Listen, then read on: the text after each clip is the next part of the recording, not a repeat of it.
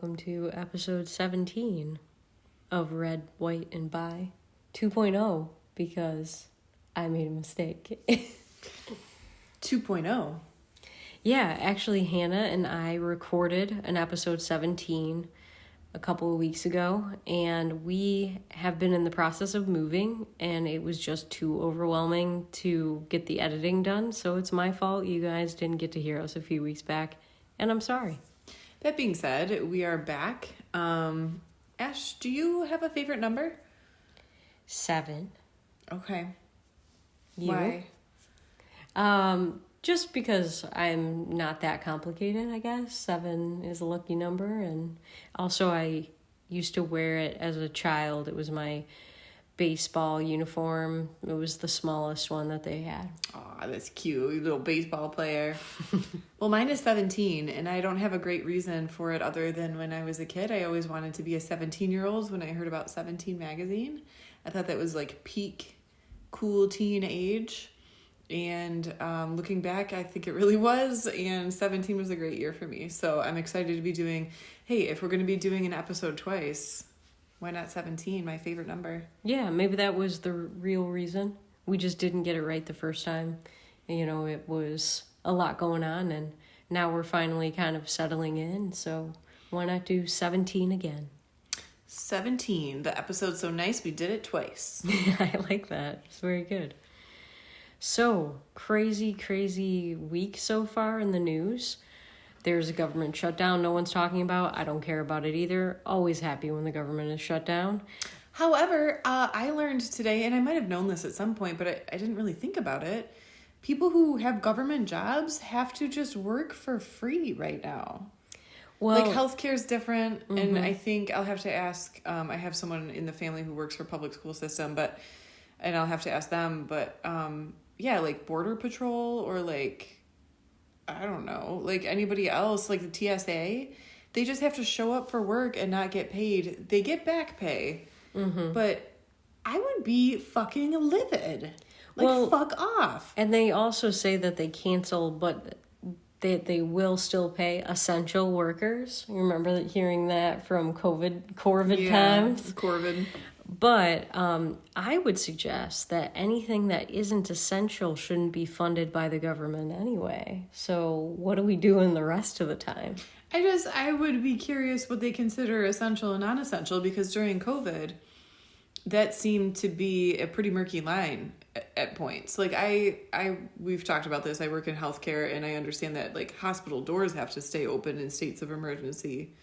But some of the things they did and didn't choose to close were a little bizarre.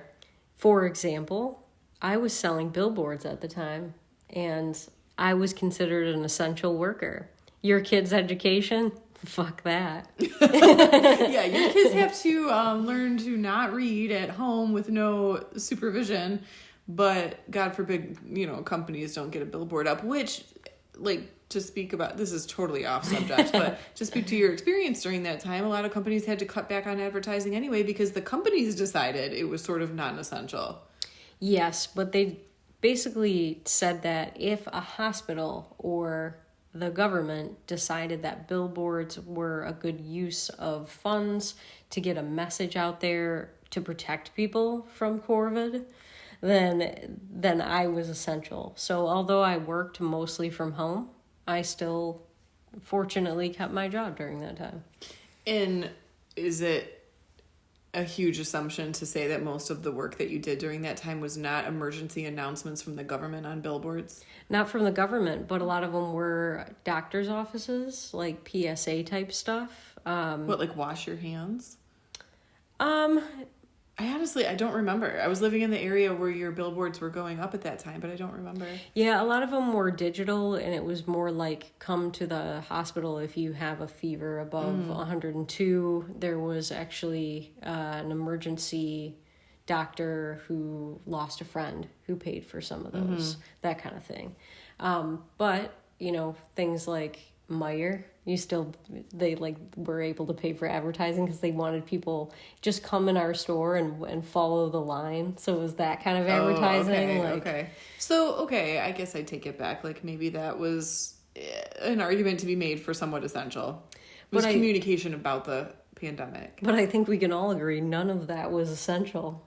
It's just a blur of what the hell were we doing. So anyway, I totally derailed the conversation. So essential, non-essential services during government shutdown. So, Hannah, do you consider journalism essential? I feel like this is a trick question, but I'll answer it. I think that proper journalism... I'm already slurring my words. I'm back... The good stuff is still packed, so I'm back to, like, gin and seltzer, by the way. But yeah, I would consider, like, honest and transparent journalism to be critical for communicating information and, like, letting the populace know what's going on. I am not sure how much of that is happening these days, but sure, some journalism might be called essential. A lot of bias, and we get that. We understand that there's bias in journalism. Would you mind telling me about your push notification from the BBC? Yeah, so when we get ready to do these episodes, a lot of times, you just outed my liberal, my leftist news source. But I've talked about this before. I have two news sources, two different like leaning apps on my phone. And the more leftist one is the BBC that I use. So when we get ready for these episodes, a lot of times I'll go through and I'll check all the push notifications I have from both of these sources and kind of see like, take the temperature, like, is there anything big going on that like we need to talk about? So I came across an interesting one tonight, and I think it may have been from yesterday or a day or two ago, because I never clear them. But it just said something to the effect of like the BBC having not done their due diligence, like purposefully misleading viewers on a piece they did about the conditions in Gaza because it was narrated by the son of an official of Hamas. And I was like, well, this is interesting. Like there's some like pretty clear bias going on. So I click on it. I click on the push notification. And for just a fraction of a second, it flashes my BBC app. Like it's about to open it. And then it just completely shuts it down. Like it's a bad link anymore. Like either the article doesn't exist because then when I searched the app for it, I couldn't find it. So it was, I don't know if they took it down or what happened, or if it's just, my age showing that I couldn't find it. However, then I searched for it. And so we get some more of the details that they're effectively being punished by Ofcom, the governmental agency, because this was, materially misleading. And they're required now to issue an on-air apology. Yeah, so I guess it's a bit of a slap on the wrist, right? Like if your punishment is that you have to do an on-air apology, it's not that big of a deal. I guess it's their... the last time this happened was in 2009, and I didn't look into what that incident was, but...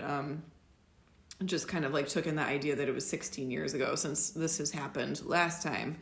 But it brought up the larger question to me of if basically whatever Great Britain's parallel agency, Ofcom, their Office of Communications, I guess it would be like our analogous to our FCC, if they think it's a big enough deal to slap them on the wrist about this, it's concerning to me that this came, there was a long period of time in between the release of this documentary about Gaza or this piece on Gaza and the apology or the story about the upcoming apology.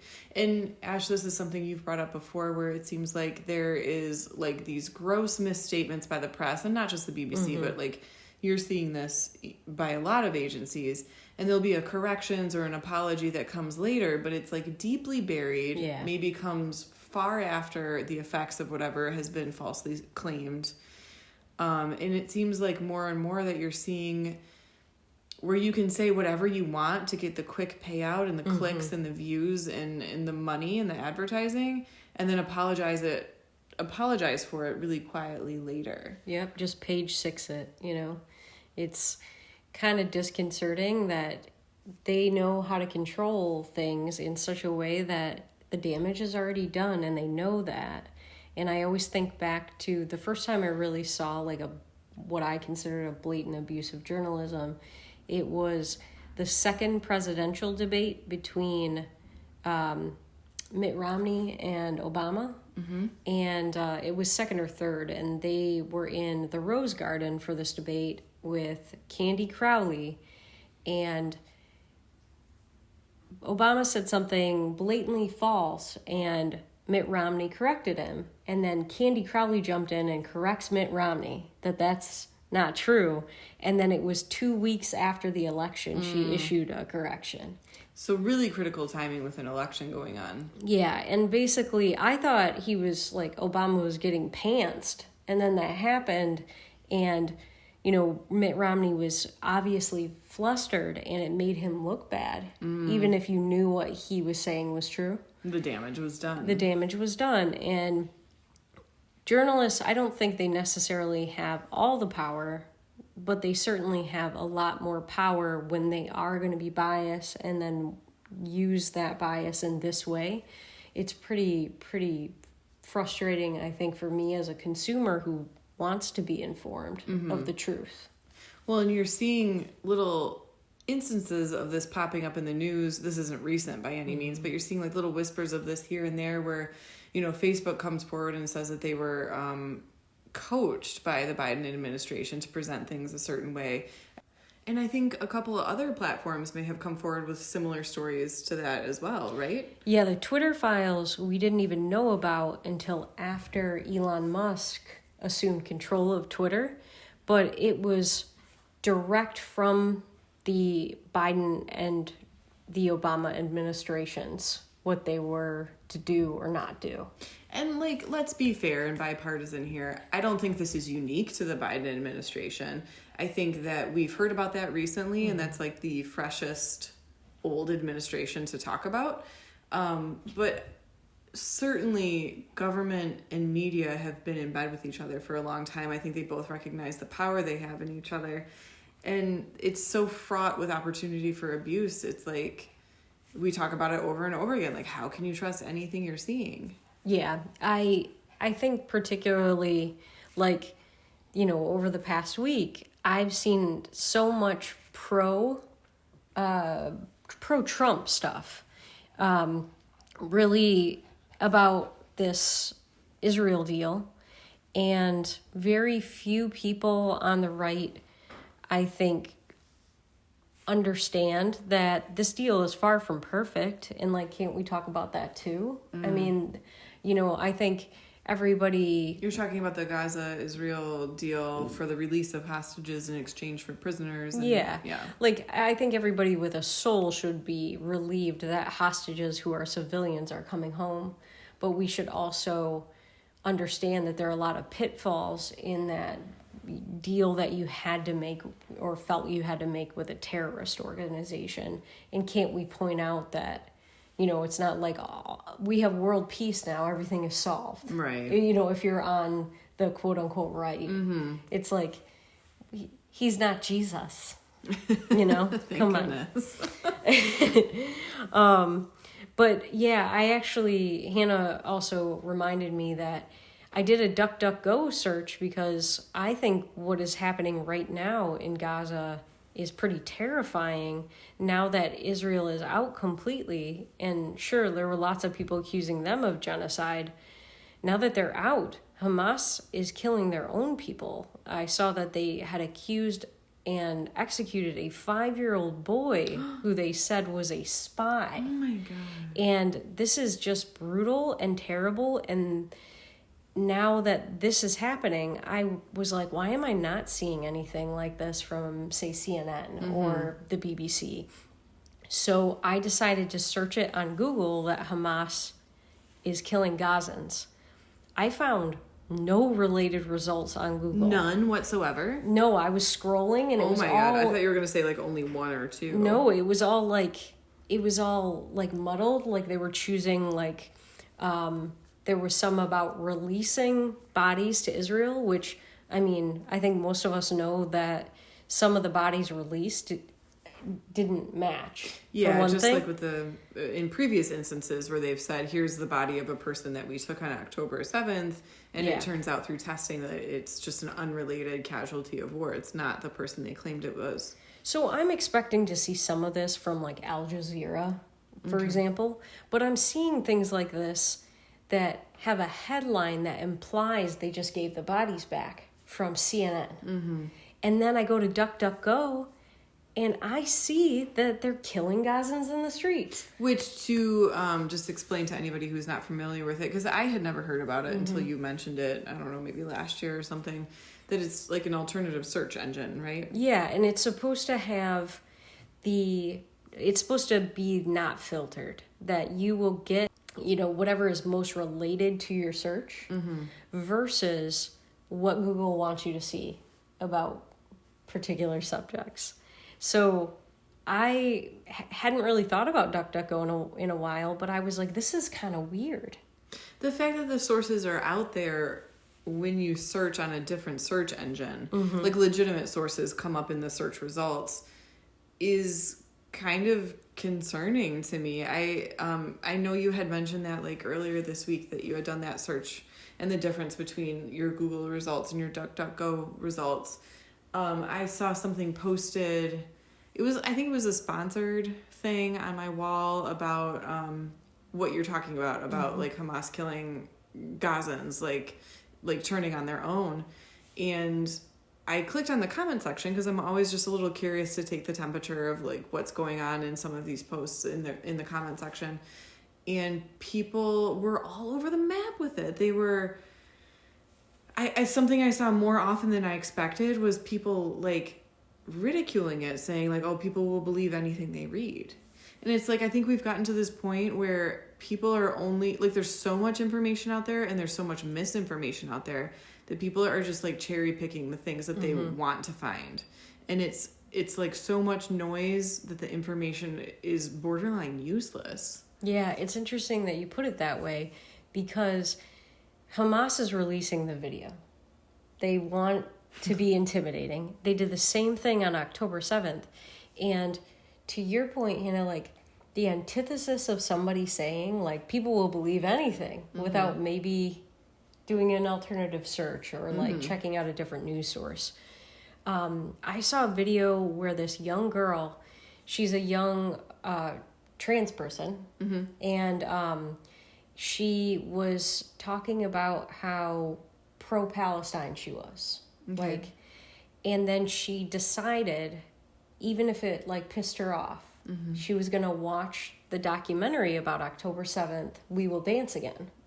So she watched it on October 7th, fully expecting to hate it and think it was propaganda. And she entirely changed her position to, I have sympathy for both sides and I'm not sure what's going on here. I think that is, if you do nothing else, if you don't feel like I don't know how to say this. I feel like that is, at this point, it's almost the only responsible conclusion. Like, who here feels like they have the complete story and they can weed through all the lies and all the propaganda and all the twists? It's overwhelming, this burden of sifting through it on the consumer of media. And I don't know if it's possible to go back to a place where you can trust a source anymore. I think once that seal is broken, it's hard for me to imagine like a higher authority coming in where everyone can agree that something is trustworthy. I think that era might be over. Yeah, and I just want to say, like, God bless that girl, because she said, I released my thoughts on that. I told people I think you should watch this, and all she got from her own side was hate for just saying I don't know. So, without getting too into the weeds and off topic about this, making it about me, I'll say that as somebody who grew up in the environment that I did, and we've talked about how I grew up in like a really extreme fundamentalist, non-denominational Christian sort of environment. It was like Jesus campy and just pretty different from how most American kids have grown up at the same era as me. I think that is a parallel that I'm seeing in my adult life to my childhood, is that asking questions or showing doubt is worse than just having a different opinion. Having no opinion, both sides spit you out. Like, it's a violent reaction to be like, hey, I have questions. I don't think that at least in part, the environment I grew up in, there's like Christians and non-Christians, but if you were like waffling and you weren't sure, that was almost worse than just walking away from Christianity altogether. So I feel like I'm seeing that in adulthood to some degree, where it's like you're left or you're right. But if you're not sure, or you're not even independent, but like you just kind of don't trust either side, and you want to take a step back and get some perspective, there's no space in our culture for that. And that's, to me, the scariest thing. You're not allowed to ask questions. It feels very, very reminiscent of the culture I grew up in. Yeah, and I mean, at the very least, we should be able to say something as simple as, I don't want people to get hurt on either side of a conflict. I feel really bad for all of these people. I know that some of these people who I used to think were maybe my enemy were innocents. Sure. Just like, anybody, I'm sure, on the pro-Israel side would concede that no one wants children to be bombed. I should hope so. Yeah. So it shouldn't have to be that muddled. And the fact that someone can't simply say, I care, but I don't know everything, and without being attacked, is very strange. Yeah, I feel like, conspiracy theory or whatever, capital T, they. Like, they don't want you to feel compassion. They don't want you to try to empathize with what's going on the opposite side of what your party says, or your affiliation says you should feel. Yeah, and I think people think that can be dangerous, and in reality, it's like, maybe if we all had a little bit more of that. I think it's dangerous to not. Yeah, exactly. And I think I've mentioned this before, but like, to paraphrase, there's like a quote by Aristotle that I always come back to time and time again. And again, it's a really rough paraphrasing, but like, the sign of an intelligent mind is that you can entertain a thought without adopting it. Yeah. So if you can't try an idea on for size, feel it out and say yes or no at that point. If you can't even get to the point where you can try it on and see how you feel about it, the fuck are we doing? Yeah. You're not able to think for yourself. You're just towing the party line, or whatever it may be. Yeah. The culture line. Speaking of the culture line, let's talk a little bit more about Mr. Mamdani. Yes. Zohran himself. Is it Zohran? Zohran Mamdani. Sounds like a science fiction villain. He is, I think. He is. So he had his debate with Cuomo, and I'll just say the other guy from the Guardian Angels who's splitting the vote. And it was a lot of what Mamdani kind of does. He's very, some people think he's charming. He smiles a lot. He's, I think, kind of evasive with questions. He smiles like a realtor, man. He seems really greasy to me. I have to interrupt and say that Ash said the quote of the week today to me via text. Realtors are the Lord's garbage. Yes, couldn't they agree are. More. Yeah, it was. We've had a problem with a specific realtor. 2 specific realtors. That's true. And so it's like, just, your actions prove who you are. Just be better, and then I won't say such terrible things. Anyway, the Lord's garbage. So all this to say, I've seen a lot of clips posted by people on CNN saying, like, this man is the voice of a generation. It's like, well, he's really he's not saying anything except that he wants your taxes to be 52% of your income so that we can have, quote, free buses. And he's claiming that billionaires are going to pay for it. But if the guy could crack open a book called Atlas Shrugged, he'd realize that if he raises both corporate tax like he's planning and income tax in New York City, all of these billionaires will flee, and then there's no one to pay for your stupid plan. That's the thing. You have to have a corner on the market like communist Russia with closed borders. Yeah. But you're not in communist Russia with closed borders. You're in fucking New York State with open borders, and anyone can go to any of the other 49 states in the Union with better options. And we're seeing that in California. We're seeing that in New York. In Michigan. In Michigan. People are fleeing states for other states with better tax brackets, better laws. Yeah. What have you. It's... Somebody described it to me once as like 50 concurrent experiments going on at the same time, and people get to choose what's best for them. And if you tank one of those 50 things, people are going to leave. Yeah. Why wouldn't you go to Florida or Texas if the corporate taxes are low, your income tax is low? It's just he's scaring people out of the state before he's even elected, I think, because it's like you want as much time as possible, I'm sure, as a business owner to think about next quarter, think about what comes next, and you're probably like... GTFO. Exactly. So the guy was on with Martha McCallum, and that was on Fox News very recently. I love Martha McCallum. I think she and Brett Baer are two of the most... journalistic journalists that there are. Like, they can ask real questions and do follow-ups, and I think they actually show the least bias of anybody on Fox News Network. So she asks him point blank, because typically he talks constantly about his feelings on Benjamin Netanyahu and Israel, about arresting Benjamin Netanyahu like he's promised to do, about his feelings on... With all the authority of the mayoral office of New York. Yeah. Or governor, whatever the fuck. And he wants to, of course, like, pay attention to the international court. It's like, we don't pay attention to that because we're America and we don't do what the world says. We have our own laws. We're beholden to the Constitution and fuck all else. So she asked him about that, and she asked him about disarming Hamas, because Mamdani wants 100% gun control. He doesn't want Americans to have guns, but he can't bring himself to say that Hamas should disarm, even as they're killing Gazans in the streets. And why would that be? Well, his mom makes movies for Hamas. His dad's a professor who says that the suicide bomber should be a hero in America. The guy is Hamas, so he's not going to say that.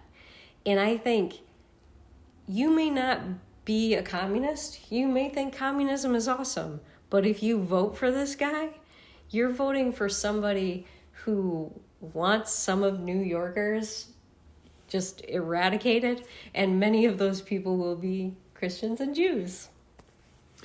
Yeah, I'm really curious about the appeal that this guy might have to some people. And so, again, I saw an Onion post today, and I went to the comment section to kind of like take the temperature and see how people felt. It was a really dumb, like, obscure Onion headline, something along the lines of like that Mamdani refuses to reveal his plan for like destabilizing the uber rich or whatever. I don't even remember. It barely made sense. But I went to the comment section, and people are praising him, saying like he actually cares about people and he's like a new generation. Someone even went so far as to say his ideas have never been tried before. What? And even myself, as somebody who thinks I kind of straddle the line between left and right, I understand the merits of the ideas of socialism, even if I can also at the same time understand that it doesn't actually work. I understand the spirit of it and why people like it and why they want it to work. But to claim that it's never been tried before, I think is one of the most frightening things to think about when you consider the person who wrote that is eligible to vote. Yeah. Nikki Haley, who I think should be the president right now, she had just tweeted out, please show me any instance in history when socialist policies have made food or housing more affordable, medicine more affordable. Like, I'm willing to listen. Mm-hmm. No one can show her an example because that doesn't exist. Yeah, the prove me wrong moment, right? Yeah. Like... And to your point, it's like the thing, like, no, listen, like, I'm willing to learn. Like, if you really have a piece of evidence, I will take it on. Yeah, a non-sarcastic plea for, like, teach me what I'm missing because I don't understand this. Yeah, absolutely. And so, obviously, I think the guy, his plans won't work. I don't think he has people's best interest at heart either, though, because as actor and celebrity Jew Michael Rappaport pointed out, he's from New York, and he says if this guy wins, he can't wait to run against him into 2026. Oh, it'd be fun to watch. But he points out that Mamdani had posted, you think I want to hurt you? And he's talking to the Jewish community. I want to be there for you when the mezuzah falls. Wait. He said this? Yes. So he posted it. And so Michael Rappaport circled it. He posted this like in recently. Yes. And so he also said in the debate with Cuomo that he doesn't believe Israel has a right to exist. And so he circled this post on his Instagram page, and he was swearing a lot. But he says, like, listen, mother effer, mezuzahs don't fall. They don't fall. What does that mean? We know what it means. And he's like, we know who you are. You're Hamas. And I can't believe the boldness of posting something so targeted to a religion and a race of people. Yeah. Like, take any other religion, any other race, and create a tweet around that. It's, if nothing else, no matter where you stand on Jews, no matter where you stand on the Israel-Gaza conflict, no matter where you stand on Islam, any of that shit, it doesn't matter what your opinion is. If you're an American, you need to hold the value that your opinion does not belong in government on those subjects. Yeah. I don't care what you think. You can hate everybody except rich white people. But you're not allowed to govern that way. You can hate whatever. I'm repeating myself, but like, I can't believe like spouting racism like that in a pursuit of governmental office. And I will try to give him the benefit of the doubt here. I think the best you could say is that it's still a threat that you're going to convert.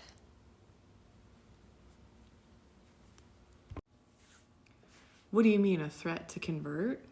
Well, if he is, in fact, a radical Islamist and the mezuzah is going to fall, doesn't that mean that the intention is to either hurt you or convert you? And couldn't that be like, well, we start with the Jews, where it always starts, but I'll extend that to Christians as well? Yeah, and I think for a long time and for really obvious reasons, like Christianity and Judaism are intertwined, or I should say that Christianity is enmeshed into Judaism. Like it or not, you can't really be a Christian without Jews. Right. I mean, your Lord is a Jew. It's the way it goes. It's the way it goes. So I'm a little shocked that is a current post of his. Like, I could see maybe somebody like young and stupid and maybe not realizing that they were going to run for office one day, putting something stupid like that up. But this is a current post of his? Well, yes, and that's why he's saying, like, I'll be there for you when the mezuzah falls, because he thinks he's going to be mayor.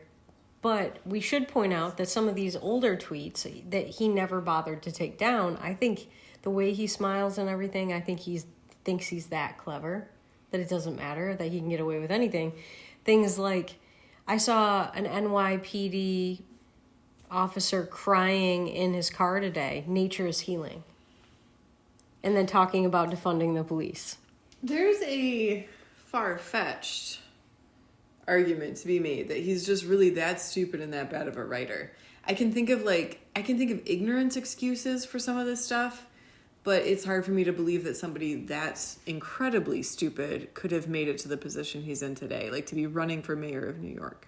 Well, mayor, governor, mayor, whatever. And to be fair, like, anybody can run for mayor as a trust fund baby. The issue is that when you say things like that specifically, when your mom is making the kinds of propaganda for radical Islam films she's making, and your dad is a professor saying we need to celebrate suicide bombers, maybe you mean something by that. Yeah, it's just one thing after another with him, right? Like, we don't like his economics. We don't like his politics. We don't like his family's terrorist sympathizing opinions. We don't like his tweets. It's any one thing on its own might be able to be excused, but it's straw after straw after straw on the camel's back. And last week there was a Muslim podcaster who made national news by really, really zapping with a little electronic collar his dog that didn't appear to be doing anything. And, you know, a lot of Muslims, they don't necessarily like dogs. They don't have dogs. This guy has a dog. She wasn't doing anything, and he turned it up, like... To what end? Like, what was the point? He just yelled at her and zapped her, but he did it on a live stream. So people just, like, they went after him. Well, there's a picture of Mamdani with this guy. And this guy also tweeted that 9/11 was a good thing. And now Mamdani's hanging out with him, and he wants to be the mayor of the city where it happened. So there's just too many red flags. And again, I can think of excuses for maybe that situation. Maybe you take pictures with people who are going to vote for you because that's just what politicians do. Maybe. But then all of these things together, it's like, You're Ted Bundy. What are we doing? Yeah. All that to say, I wanted to ask you, Hannah, about a tweet that I saw Sure. today, actually, and just kind of do this off the cuff, like we haven't talked about any of this. And it's from Seth Dillon. Well, it's true. We haven't talked. You told me that you wanted to do this, but I have no idea what you're about to say. So Seth Dillon is the guy who runs the Babylon Bee. Okay. And he actually posted something I thought was pretty thought-provoking. Okay. And I thought maybe we could talk a little bit about it and get your thoughts and kind of go from there. So he says, you should be willing to lose friends for the sake of what's good and true. And friends who can't tolerate an honest correction without treating you like a traitor aren't really your friends anyway. I'd argue they're holding you hostage. So the reason I bring this up is you and I have actually talked about some things just being off the table on the show. And I understand the way, like, where you're coming from on that, because you represent the middle. Like, you represent the moderates. Sure. And if we alienate the moderates, like, who's listening? And I started to think about that because of Seth Dillon's post. Seth Dillon is one of those people that's been relentlessly attacked by somebody like Candace Owens because he's Jewish. And she has all of these conspiracies about him. I think he takes it, you know, in stride, and he posts a lot of crazy Babylon Bee, Candace Owens articles in response. Sure. You know, all satirical. But my thought is, I know that if we talk about the stuff that we have agreed not to talk about, nobody on the left is going to listen to us. Nobody on this, what they call the woke right, would listen to us either. And I'm wondering, like, what you think about what Seth is saying versus, like, things like that, like topics that we haven't jumped into. I think the important and operative phrase in... Good question, by the way, and I like that we're doing something off the cuff and genuine like this. I think the operative phrase in what is said in this tweet is that you should be willing to lose friends for the sake of what is good and what is true. And so I think for me personally, like, I have strongly held beliefs about the things we've agreed not to talk about, or maybe things we've agreed not to make central themes about what we talk about. That doesn't make it objective truth just because I have really strong feelings. And I think for me personally, not speaking for you because we haven't talked about this ahead of time, I would say that I struggle as hard as I can to try to be honest with myself about where that line between opinion and truth actually stands. And if I don't know where that line is, I think I try to err on the side of there might be other ways to look at this. Some things are objective truth. I think when you come to a subject that's as complex as some of the ones we've talked about, like today we talked about Israel and Gaza. In the past we've talked about the issue of like trans people or trans kids especially. Like there are many strongly held opinions that I have about these things. But the truth of it, like in the context of how we talked today, we talked about the truth of the fact that you can't trust the media when it comes to the Israel-Gaza conflict. We talked about the truth of the fact that the media has a vested interest in perhaps blowing out of proportion one bias or the other. We've talked about the truth of the fact that trans kids' studies on the outcomes of the health and the mental well-being of kids who go through what is being called gender-affirming care or like radical surgeries or whatever. We've talked about the truth and the scientific fact of the outcomes of these things. So for me, and maybe I'm just saying the same thing over and over again, when we talk about these things, I try to focus on what isn't arguable. Mm-hmm. It is not arguable that the media has a vested interest in swaying our opinions on world politics. It's not arguable that some kids are suffering under, gender-affirming surgeries or hormone replacement. It's not arguable that we should all want what's in the best interest of kids and civilians and children and innocents in a war conflict. Mm-hmm. It gets dicey talking about this stuff, and I think for me to just stop rambling. For me, the constant struggle is to try to find something that everybody can agree upon in tricky subjects like that. Things that shouldn't be an argument. Well, and then I guess, I would have a twofold follow-up, if that's okay. Mm-hmm. One, do you think that we would be capable, on this show, of talking about each topic that we talk about in those terms? Not just flying off the handle and, saying something that we can't substantiate at all. That's just totally wackadoo. I think we are capable of it. I think it could be very difficult and maybe more difficult than either of us have considered. Mm-hmm. Sure. And then I guess I'm totally going to forget the second part of my question. And I'll say furthermore that, without specifically naming the things we agreed not to talk about, I think we've brushed on a few of them anyway, and we've talked about them in a really responsible way and in a careful way. I think we've already made some strides in that direction. Yeah, I guess that's what I was sort of trying to get around to. I think that what we're trying to do on this podcast is, even though we have our opinions on things. For sure. We're trying not to be Candace Owens, just people who are going to say things about other people that we know are not true, or that we've been presented with the fact that Bridget Macron does not have a penis. And then we keep saying it anyway, because that's what she's doing. And we wouldn't want to defame people, but we can point out that maybe 3 times is enemy action when it comes to Mamdani. That there's a lot of things that don't line up. Yeah, and I think at the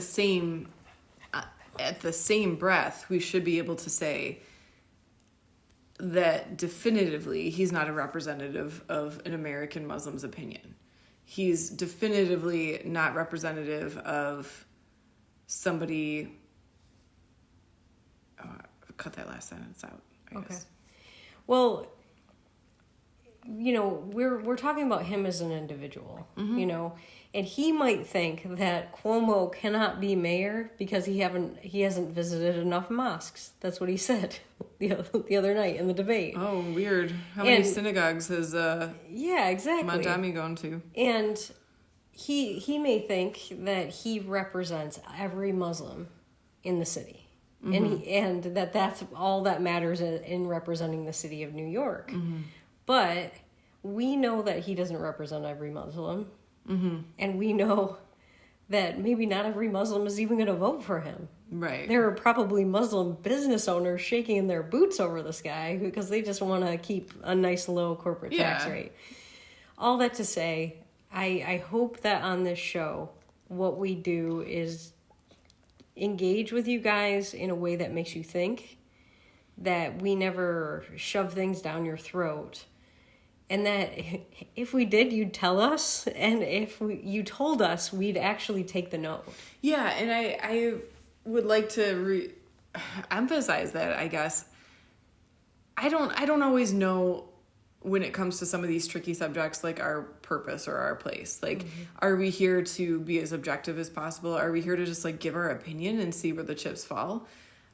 I don't always know, and sometimes I make that decision on the fly, but I will say that I think both of us are super committed to the conversation that surrounds difficult to talk about things or any kind of thing.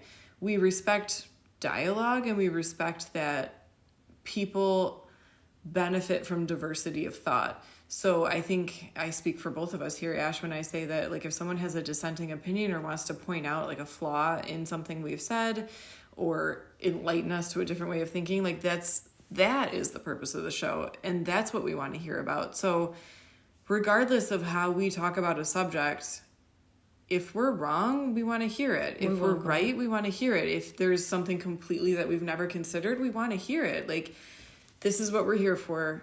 Come talk to us. We want to talk to you. And I will say that, Hannah, it is not your responsibility to rein me in. Sometimes you do. I do. And I appreciate it. But just know, although it is not her responsibility, Hannah may often be that middle ground, and I will continue to be the right-wing radical for capitalism that may represent some of the people that are listening, but not everybody. Yeah, and that's fine. And I think, Ash, like, I admire that about you. Like, you're free and passionate with your opinions, and I think that's super cool, and that's something that I'm a little scared of sometimes, and so I admire the bravery of it. But yeah, for sure, like, as strong-minded and strong-worded as Ash can be, I don't ever want to edit that. I just want people to know that this is still a place where you can disagree. Yeah. And there is someone who's going to listen to you if you don't identify with what we're saying. And so I guess please don't take that as me trying to edit you. No, I don't. I just mean to say, I know I'm a lot. But I like it. And it's admirable how passionate you are. Because Hannah's married to me, and maybe she will feel obligated to, but I feel like she could actually vouch for the fact that I don't get mad at you when you disagree with me, and I'm not mean to you, I hope. And I wouldn't be mean to somebody who's, as long as you're respectful to me, if you want to write in or whatever you want to say, like, we'll talk about it on the next episode, and I'm not going to be a jerk to you. And I hope you know that. Yeah, for sure. I mean, anyone can put a podcast together and just spout off and make people listen to their opinions and just ramble on week after week. Tucker Carlson. And sometimes it feels like that's what we're doing. But we don't want that to be the end of the story. We definitely want it to be a conversation and a two-way road. And if you don't like us, dude, tell us. If you don't like me, I get it. If you don't like Hannah, you're crazy. If you But we'll still listen to that anyway. If you don't like me, I get it, because I haven't had a friend since 2020. So hey man, I'm ahead of you there, I think. No, we have like 3 friends, maybe. You have them. We have them. Well, we hope that you guys will continue listening. We love this. We like the banter, and I like that she reins me in, and I hope that you'll keep listening to her try to pull me a little bit more to the center every week, and we hope that we'll be recording this a lot more frequently. Yeah, so we're here for you. We're going to try to be back to a weekly basis. But guys, let us know what you think. Email us. Ash, what's our email address? Red, white, and the word and by @gmail.com. You can also always talk to us in the comment section. We're on Spotify, we're on Apple Podcasts, and we're on YouTube. Thanks for listening. Bye. Bye.